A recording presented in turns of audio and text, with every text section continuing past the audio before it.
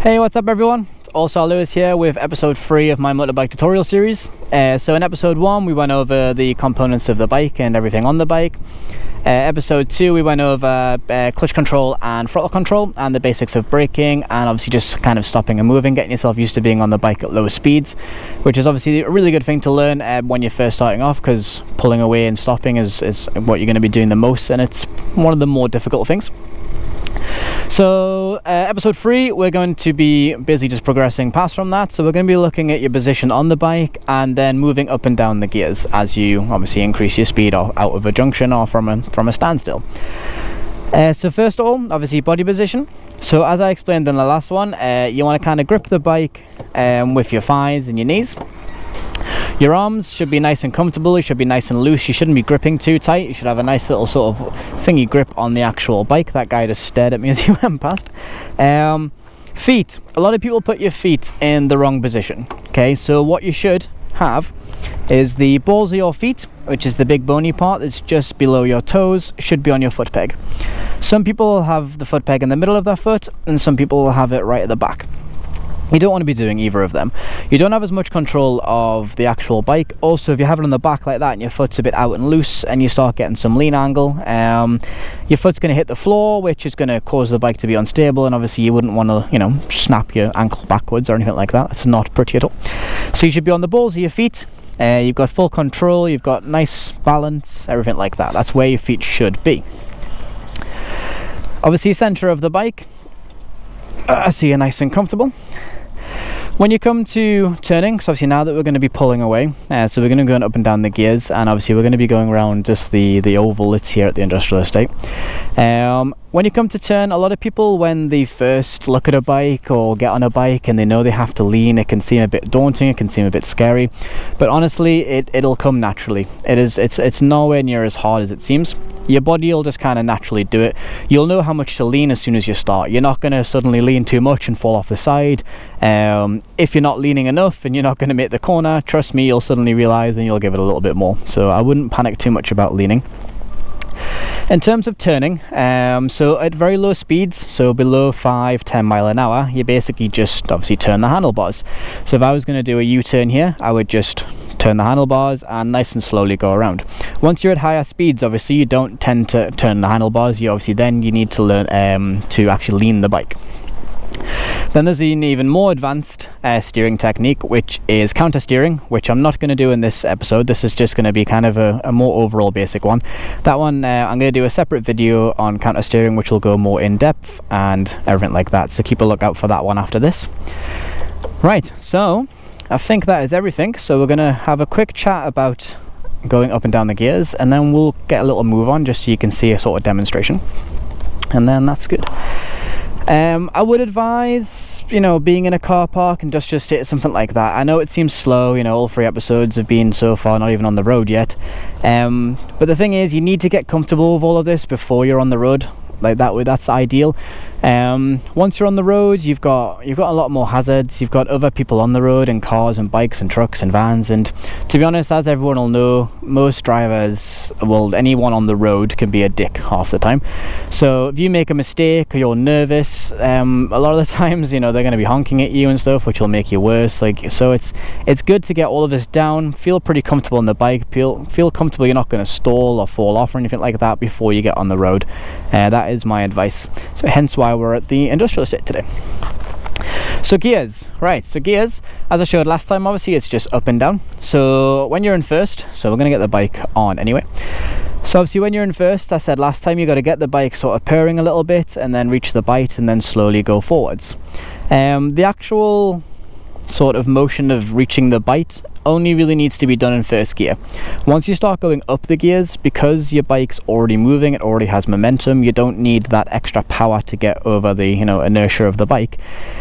You basically don't need to find the bite. So what I mean by that is you'll find the bite and you'll get it going in first. When you're in second, all you really need to do, when you go into second, all you really need to do is roll off the throttle, pull the clutch in, kick it up into second, and then basically just release. As you accelerate, just release the clutch. Don't just let go of it, but just gradually release it. You don't have to find the bite or anything, play around with it, anything like that. Just literally just like that. Easy as that.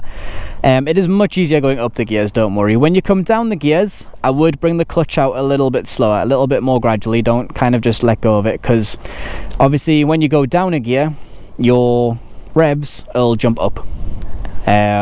So you basically, if you just let go of the clutch and your revs suddenly jump up, you're going to jerk forwards, which you don't want. So going up the gears, pretty smooth, pretty easy. Going down the gears, you want to be a little bit more careful. But as you play around with your own bike and you get it going and you try and go into first and second, you will figure out sort of what you're doing with that. The first gear is always the most sensitive on the throttle, and it's always the most jerky as well. So once you're in higher gears, like you're switching between second, third, fourth, third, yada, it is a lot smoother, so I wouldn't worry too much about that. He just stared at me as well, because I'm very talkative with my hands, so people are probably just thinking I'm some sort of crazy person. But anyway, so I'm going to get the bike on. There we go. Give it a little purr, just to annoy everyone. Right, so we're gonna go. I'm gonna pull off the way, obviously, and so I'm gonna get a little bit of purr and then get the bike going first, and then you'll see when I go into second that it's literally just straight away. You don't have to worry too much about it. Keep an eye on obviously your rev gauge. When you're first starting off, they can be really useful. So obviously as you increase speed, your revs are going to get higher and higher and higher. Obviously you don't want to get them massively high. Every bike has different limits and everything like that. But basically when it sounds like it's screaming, you kind of want to change up. In first gear, you change up pretty quick compared to the rest of your gears. Your first gear is designed to get you off the spot. Once you're kind of up and going, usually you want to get pretty much straight into second. And then from there you'll have a much larger range of, I mean, my bike in second can go up to like 100 miles an hour. Obviously some bikes won't do that, but it just depends. Obviously in first I'll probably only go to about 10, and then I could possibly go from 10 to 200 if I really wanted to. So you can see there's a big difference. Right, so get my gloves sorted. And then one last thing before we actually get going is your mirrors, because obviously you need to be able to check behind you. You need to make sure that everything's safe. So mirrors, get yourself in your seating position, how you're going to be when you're actually riding, and then what you want to do is you want to adjust them so that part of your arm is visible in the mirror, and the other half, obviously you can see the road and you can see the sky.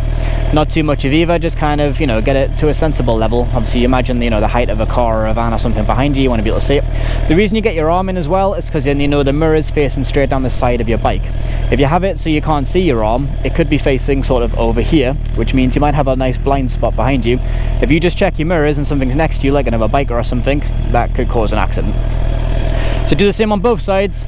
Just get your arm in and get beside you, and then you know you haven't really got any blind spots, and then you should be completely fine with that, so I wouldn't worry. Right, so always check your mirrors and give yourself a little shoulder check before you pull off, obviously, just to make sure it is clear. So I'm going to put the bike into first. Going to get it just to purr a little bit, so you can hear it's just purring, and I'm going to slowly release the clutch until I get the bite. Now my bike is moving. Just going to keep releasing the clutch and increase the throttle, and then in a second, so we're going to roll off the throttle, clutch in, kick up, nice and quick. Nice and quick, as easy as that. So I didn't have to find the bite, I just kicked it up and just released the clutch sort of nice and steadily as I was applying throttle. You'll have to forgive me for this road because it is awful. It's an industrial estate, it's full of potholes. Some industrial estates are really nice though, so yeah, it's a lot easier to do this somewhere a little bit secluded rather than trying to do it on the road, obviously. So then obviously once you're going, you'll see obviously as you increase your speed that your rev gauge will go up. As your rev gauge starts to come down, you then want to change it down a gear. You can also hear it as well. As you get more used to riding, you'll use your ears more than you will your eyes for this kind of thing. You can hear the bike start to struggle. So if you give a second, that's like so I would then kick down and go in first. It's exactly the same thing. I released the throttle, pulled the clutch in, kicked down, and then slowly released the clutch with a little bit of throttle on. So I'm going to go again, do the same thing, easy as that. Okay, honestly first gear is the hardest one, everything else after that is much easier. But get yourself used to it, so go up and down the gears, go faster, slow down, do a couple of stops obviously, so you know, imagine an image, a line or something like that, which is your junction, and come to a nice controlled stop. And basically just keep doing that as often as you want until you feel pretty much comfortable going up and down the gears. So nice and easy. So I'm going to carry on going around, I'm not going to stop, and I'm going to talk about turning. So basically, as you'll be able to see, I'm obviously not going very fast at the moment. I was turning there, I wasn't turning the handlebar. All I was doing is slightly leaning the bike. So you can see there's nothing behind me, so if I look, all I'm doing, I'm not turning the handlebars at all. I am literally just moving my chest and my body weight ever so slightly to the side and kind of leaning down on the handlebar on the side that I want to go. So lean left a little bit, lean right a little bit, nice and easy. So it honestly is very intuitive. There isn't really much to it. A lot of people do panic. I mean, I did it first thinking like, am I going to be able to do this? But you'll get it straight away, I wouldn't worry. So right, I'm going to come around here. When we get around the other side, I'm going to stop again. So with the braking, like I said, you want to always come to a stop as controlled as possible. So don't grab a bunch of brake.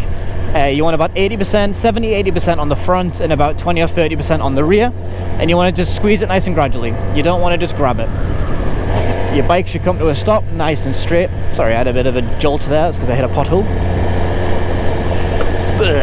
Horrible, horrible road. I couldn't think of any other industrial estate that was nearby, so I just picked this one, even though it's not ideal. Right, so if I wanted to go into third, be exactly the same process. And there you go, in third. But so I'm going to come slow down. You can see my revs are pretty low, so I can kick it back in a second, release the clutch with a little bit of throttle. There we go, back around the corner. Obviously always keep two hands on the bike. I know I keep taking mine off, but that's just habit because I've been riding for a while. So I'm going to slow down, I'm going to pull it aside, check my mirrors, obviously make sure there's no one just, right behind me and I'm suddenly slowing down. So front brake, back brake, nice and steady. There you go, no jerkiness at all. Back into neutral, and I'm going to knock that off for a minute. So that's basically it. That's how you'll get used to actually getting a little bit of speed, feeling comfortable on the bike when you're going a little bit faster without loads of traffic around you, and also just going up and down the gears.